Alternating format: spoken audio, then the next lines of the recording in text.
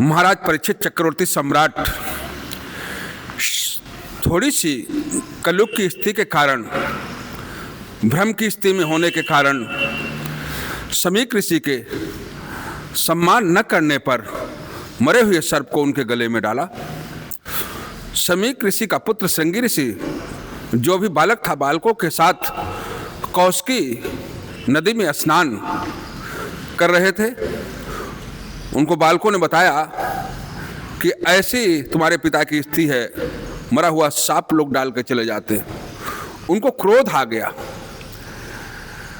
श्रृंगी ऋषि को। उन्होंने श्राप दिया है, इति लंघित मर्यादम तच्छका सप्तमे हनि।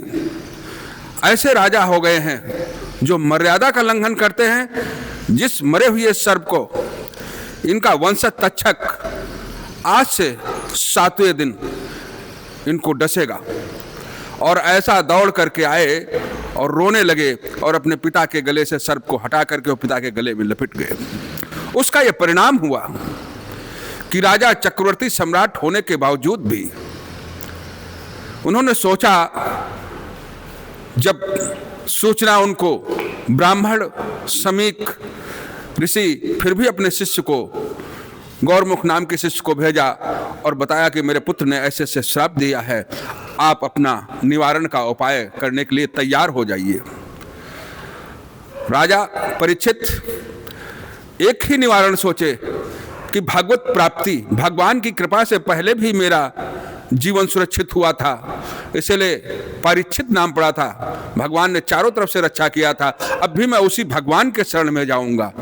और भगवान के शरण में जाने के कारण सुखदेव जी ने जो साप्ताहिक वाचन किया उससे उनको मोक्ष प्राप्त हुआ, कल्याण की और सद्गति की प्राप्ति हुई। इसलिए ब्राह्मणों से अशब्द, अभद्र, अहंकारयुक्त वाणी का प्रयोग नहीं करना चाहिए, क्योंकि अगर काल सर्प योग्य बनता है कुंडलियों में आजकल, तो उसका कारण एक पितृदोष का कारण एक ब्राह्मण श्राप भी है। ब्राह्मण के मुंह से अगर श्राप निकल गया तो आपको फिर उसके लिए निवारण ब्राह्मण ही कर सकता है। तो ब्राह्मणों से अशोभनीय, व्यंग्यपूर्ण, अहंकारयुक्त, कपटपूर्ण भाषा का इस्तेमाल न करें, जिससे आपको कोई समस्या झेलनी पड़े। भगवान की भक्ति ही ऐसी है जो चमत्कार दिखा सकती है।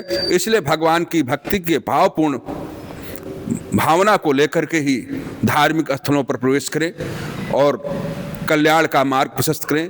जय श्री राधे। नमः पार्वती पते। हर हर महादेव।